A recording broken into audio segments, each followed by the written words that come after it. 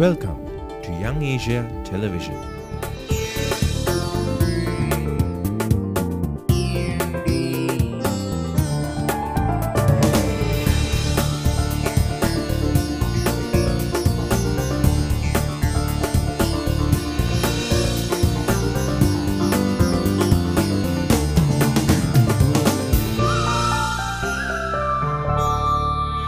Hi, and welcome to the program. Sri Lanka's humanitarian crisis continues, with over 240,000 displaced civilians remaining in overcrowded camps in the north. The rains over the past few weeks have jolted authorities into speeding up the sluggish start to the 180-day plan, but still, the numbers resettled have been inadequate in terms of reducing congestion. In the meantime, opposition politicians have been fighting for entry into the camps, while the government has staunchly stuck by its policy of limited access. Our first story this week gives you a closer look. Among those who have been fortunate enough to go from the displaced people's camp in Vaunia is a group of Hindu clergymen. They were allowed to leave the Manic Farm premises on the 26th of August to take up residence with family members or relatives. According to the government agent of Vaunia, over 500 Hindu priests, 6 Catholic priests and some nuns have been released so far, with a further 220 awaiting departure. But this still leaves more than 200,000 displaced people in Vaunia's Manic Farm, the most overcrowded of the many IDP centres, comprising 6 separate zones which are congested beyond their capacity. The heavy rains from 2 weeks ago, signalling the upcoming monsoons, worsened conditions that were already far from ideal. The plight of the displaced was highlighted by the Parliamentary Group for Human Rights at a press conference held recently in Colombo. We strongly feel that as elected representatives of the people of Sri Lanka, that we have a duty and we have a moral obligation to protect and to work hard to see that the human rights of the citizens of Sri Lanka being protected.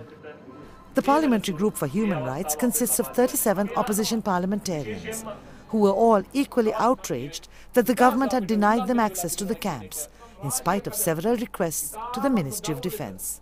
As you all know that the opposition parliamentarians of Sri Lanka has not been allowed to visit these IDP camps. We have been repeatedly requesting from the Ministry of Defence to grant us the permission to visit these IDP camps.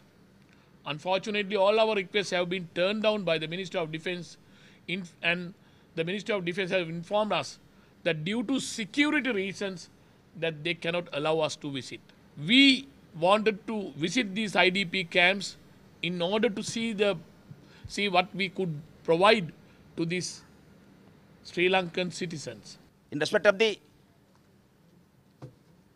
displaced people in the Vaunia region, government has been coming out with 2 reasons. One is the landmines. The government state, most of the area in the Vaunia region are mined. The other reason is that trained LTD cadres are living among the displaced people. We totally reject both these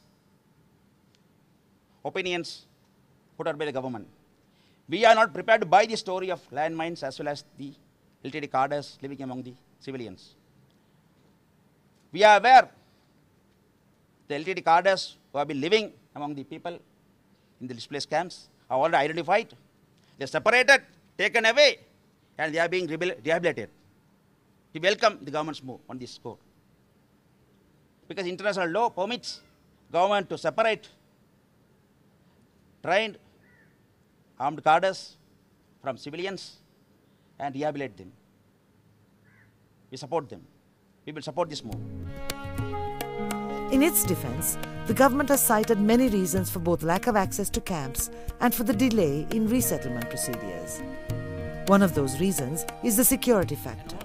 And this was once again reinforced by the Minister for Human Rights and Disaster Management, who raised this concern at a seminar in Colombo. Good morning. We have to take utmost care in permitting even limited freedom of movement, as the risk exists of LTT cadres posing as civilian IDPs and entering the general population. This is a chance we cannot afford to take. The decision was not taken lightly, but rather by a careful balancing of the rights of IDPs against those of the rest of the population, especially given the LTT's propensity to cause maximum carnage among the civilian population by launching terrorist acts. From winning the war to winning the peace, and organized by the Regional Center for Strategic Studies, gave the minister an opportunity to inform the media once again of the monumental task at hand and the government's commitment towards resettling the displaced people in the north.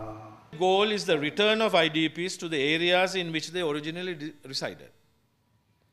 This process requires ensuring that these areas must be rendered safe, free of mines and other unexploded ordnance. The areas of return must be cleared of the vast caches of weapons that our forces are recovering on a day-to-day basis. To facilitate this process, basic infrastructure must be put in place, which will sustain the restored communities.